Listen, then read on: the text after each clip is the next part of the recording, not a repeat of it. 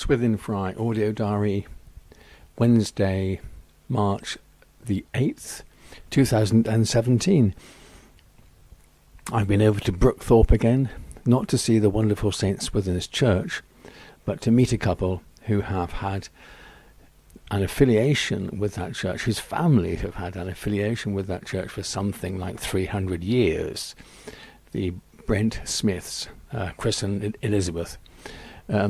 They were really fabulous and welcoming, and told me so much about their family and about the link to St Swithin's, and how two graves of Chris's ancestors had been discovered only about a year or so ago, when part of the churchyard was being cleared of brambles, and lo and behold, there were two graves of his ancestors that he didn't even know existed, so to speak.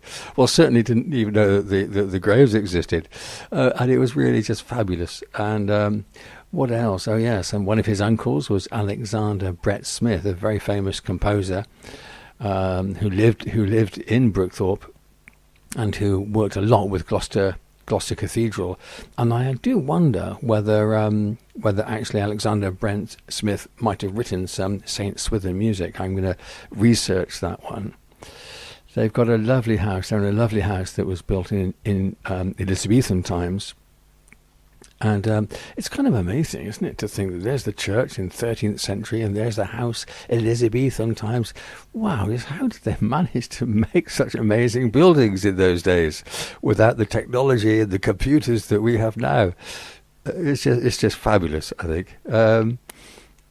What else? Oh yes, one of their daughters and her partner run Day's Cottage, which is a pretty famous in this part of the world, a fruit juice and cider making company, and all their orchards are part of the Brentlands farm.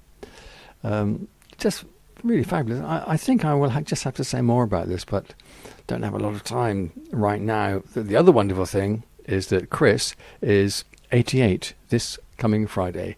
So happy birthday, Chris Brent Smith, and thank you both for such a wonderful chat, and thank you all for being here with me.